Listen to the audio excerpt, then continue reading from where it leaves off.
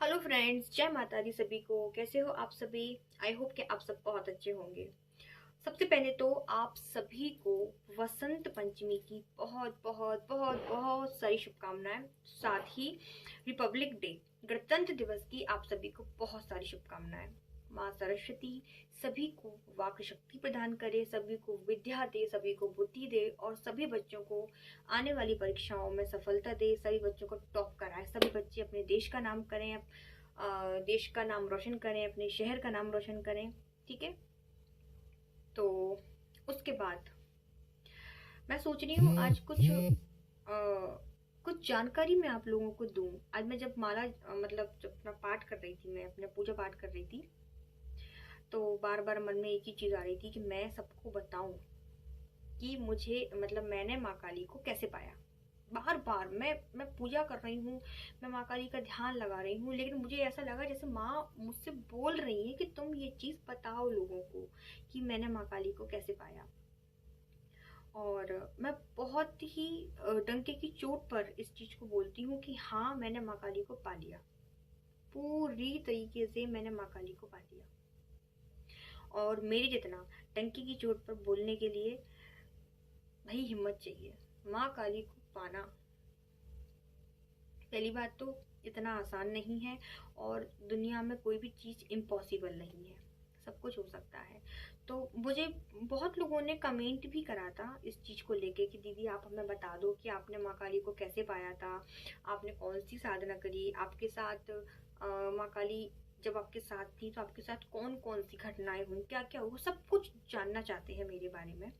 तो मैं सोच रही हूँ मैं इस चीज़ की एक सीरीज बनाऊँ, part first, part two, part three, ऐसे क्रम से वो चीज़ चलती रहेगी।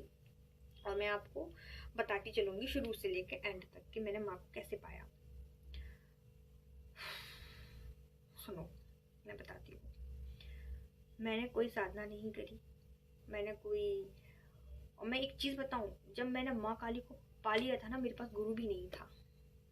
कोई गुरु नहीं था, बिना गुरु के ही मैंने माँ काली को पा लिया था। मैंने कोई साधना नहीं करी थी, मैंने कोई मंत्र जप नहीं किया था, मैंने कुछ नहीं किया था, बिना कुछ करे ही मैंने माँ को पा लिया था। कैसे? भाव सर्वोपरि है, श्रद्धा सर्वोपरि है। आपका मंत्र मायने नहीं रखता, आपकी साधना मायने नहीं रखती, अगर आप दिल से ईश्वर को बुलाते हो तो। मैं एक चीज बताऊं, मैं माँ काली की तरफ कैसे आकर्षित हुई, सबसे बड़ी चीज तो यही है। क्योंकि मेरे तो पूरे खानदान में भी कोई काली का पुजारी नहीं है। मैं ही एक अनोखी हूँ जो माँ काली की पूजा करती हूँ, मूर्ति पूजा करती हूँ। माँ को देख रही थी मैं, तो मैंने माँ काली को कैसे पा लिया, माँ काली के प्रति मैं कैसे आकर्षित हुई। आप सभी जानते हैं मेरे घर में राधा कृष्ण का मंदिर है, हनुमान जी का मंदिर है, तो इस हिसाब से तो मैंने बचपन से वही चीज़ देखी है, राधा कृष्ण को देखा है, उन्हीं की पूजा होती देखी है, उन्हीं की कथाएं होती देखी हैं। तो इस हिसाब से मुझे कृष्ण का भक्त होना था, एक तरीके से देखा जाए तो। लेकिन मेरे साथ उल्टा हो गया। पूजा पाठ तो मैंने बचपन से की है, बचपन से ही मैं बहुत पूजा पाठ करती आई हूँ। सावन के सोमवार भी करती थी, और मैं नवरात्रि भी करती थी, और जो डोल 11 आती है, रामनवमी आती है, मतलब पूजा पाठ तो शुरू से की है, लेकिन मेरा कोई इष्ट नहीं था। और मैं समझती भी नहीं थी कि इष्ट क्या चीज़ है। मैं बहुत शुरू से आपको बता रही हूँ कि मुझे नहीं पता था इष्ट क्या चीज़ है। मैं सबकी पूजा करती थी।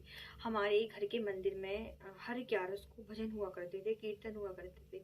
तो हम सब बैठ के कृष्ण के भजन गाते थे, माँ के भजन गाते थे, शिव जी के गाते थे, सारे देवी देवताओं के हम भजन गाते थे।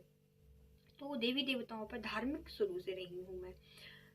तो पर पता नहीं क्यों जब नवरात्रि आती थी तो मुझे बहुत बहुत अंदर से खुशी होती थी। मैं छोटी सी थी, और जैसे ही मैं मम्मी बोलती थी कि नवरात्रि आने वाली, मैं बड़ी खुश हो जाती थी कि नवरात्रि आने वाली है। अब वो खुशी इसलिए बोल लो कि वो माँ की नवरात्रि थी, या वो ऐसे बोल लो कि हमारे घर के जस्ट पास में शीतला माता का मंदिर है, तो वहाँ झांकियाँ लगती थी नवरात्रि में, तो हम सोचते थे कि झांकी देखने जाएंगे, कितना मज़ा आएगा, माता माता पधारेंगे वहाँ पे लोग बाग, तो इसलिए भी खुशी होती थी। मुझे नहीं पता वो खुशी किस लिए थी, बस नवरात्रि आते से ही मुझे बहुत खुशी होती थी। तो एक बार नवरात्रि ही मतलब आने वाली थी, तो मैंने बोला कि इस बार तो मैं नवरात्रि का व्रत करूंगी 9 दिन तक, और वो भी फलाहार से। एक टाइम फलाहार करूंगी, एक टाइम खाना खाऊंगी, क्योंकि मैं बहुत छोटी थी। तो हमारे घर के पास में एक लड़की रहती है, राधा नाम है उसका, वो भी बोली कि मैं भी रखूंगी तेरे साथ में। मैंने कहा ठीक है। मम्मी ने मुझे बहुत मना करा कि 9 दिन तक व्रत नहीं कर पाएगी, मत कर मत कर। मैंने कहा नहीं, व्रत तो मैं करूंगी। उस टाइम मेरे पापा ने जवारे बोए हुए थे, घर में नहीं, बाहर कहीं दूसरी जगह पे जहाँ मेरे पापा की जॉब की पोस्टिंग थी वहाँ पे। तो उन्होंने व्रत किया किया हुआ था, उन्होंने चप्पल छोड़ रखी थी, तब मैंने देखा था कि व्रत मतलब अच्छा माँ के 9 दिन के व्रत होते हैं। तो हम लोगों ने व्रत रखा 9 दिन का, उसने भी रखा और मैंने भी रखा, दोनों ने व्रत रखा था। और व्रत रखा तो 2-3 दिन तो हम तो बड़े एक्साइटेड रहे व्रत को लिए। ऐसा नहीं कि हम खाते नहीं थे, दिन में फलार करते थे, शाम को भरपेट खाना खाते थे। उसके बाद भी 5वें दिन मतलब छोटे छोटे तो थे ही सही, भूख बर्दाश्त नहीं हुई हम लोगों से, और गर्मियाँ पड़ रही थी मेरे ख्याल से, शायद तो वाले नवरात्रे थे, तो गर्मियाँ पड़ रही थी। तो जो राधा थी उसने तो अपना व्रत खोल लिया, बोले भाई मेरे से तो रहा नहीं जाएगा 9 दिन तक, अब चौथे दिन ही ये हाल है तो अभी तो बाकी दिन कैसे निकलेंगे। उसने व्रत तोड़ दिया। मैं भी होपलेस हो गई, मैंने मुझे भी भूख लग रही है। भूख नहीं लगती थी, मतलब हमारा क्या मन होता था, चाट वाला निकल रहा है तो चाट खानी है। अब व्रत में तो ये सब चीज़ें खाती नहीं, प्याज नहीं खाते, लहसुन नहीं खाते, तो चाट वाला निकल रहा है, चाट खानी है। अरे कोई चॉकलेट खा रहा है तो चॉकलेट खानी, इतना मन चलता था। मम्मी कहती थी ऐसा व्रत तुम करते क्यों, तुमसे रहा ही नहीं जाता, ढोंग क्यों करते हो। तो भाई मम्मी बड़ी चिल्लाई, तो गुस्से में आके मैंने भी 5वें दिन व्रत खोल दिया। मैंने यार मुझे करना ही नहीं है, माँ सब जानती है, मैंने ऐसा करके बोल दिया। फिर 9वीं के दिन जितनी भी माता पधारते थे हमारे शहर में, तो सबका विसर्जन होता था, हम छत से खड़े होकर देखते थे माताओं को। तो देखो आप सभी जानते हो कि मैं स्पोर्ट्स में रही हूँ और बहुत खुले ख्यालों की हूँ, अंधविश्वास तक बिल्कुल विश्वास नहीं करती। मैं नहीं मानती थी, मैं बिल्कुल नहीं मानती थी कि माता काली की सवारी किसी के शरीर में आ रही है, देवी की सवारी किसी के शरीर में आ रही है। मेरी सोच ये थी कि अगर माता की सवारी किसी इंसान के शरीर में आएगी तो फिर माताओं को मंदिर में लाके क्यों बैठा रखा है। उस इंसान की पूजा करो जिसके शरीर में माँ आ रही है, उसको अगरबत्ती लगाओ, उस पर धूप बत्ती करो, उसकी आरती करो, भगवान को छोड़ो, भगवान तो खुद ही इंसानों के शरीर में आ रहा है। ऐसी मेरी सोच थी। जिसको सवारी आती थी मैं बहुत मजाक उड़ाती थी, बहुत मजाक उड़ाती थी मैं। तो 9वीं का दिन था, जवारे विसर्जन के लिए निकल रहे थे, जुलूस टाइप का निकल रहा था वहां से। तो हम छत से खड़े होकर देख रहे थे, तो एक औरत और एक आदमी बिल्कुल बाल खोले और नाच रहे हैं, कूद रहे हैं, यूं यूं यूं यूं बालों को बिखेर रहे हो, हाथ पैर मार रही थी। मैं हंसती थी। ईशु ये मेरे को डिस्टर्ब कर देता है ब्लॉग बनाते हुए।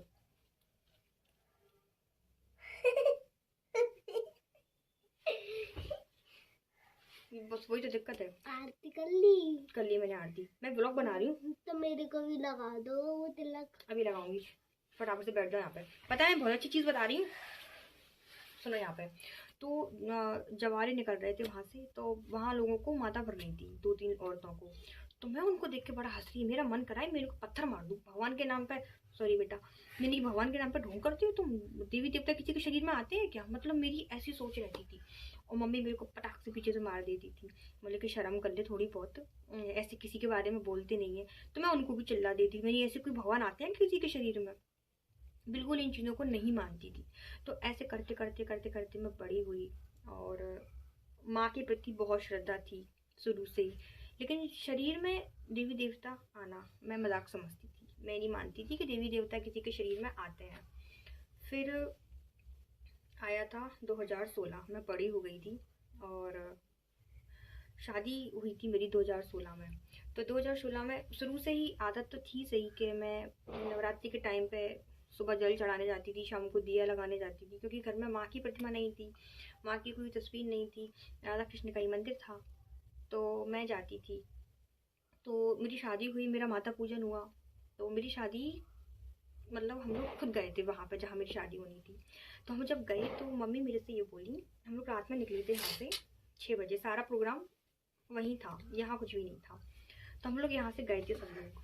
तो जब हम लोग गए तो मम्मी मेरे से बोली कि अभी तू कुंवारी है, तो फिर जब तू वहाँ से वापस आएगी तो तू शादीशुदा हो जाएगी, तो माँ का आशीर्वाद ले ले। मुझे आज भी याद है।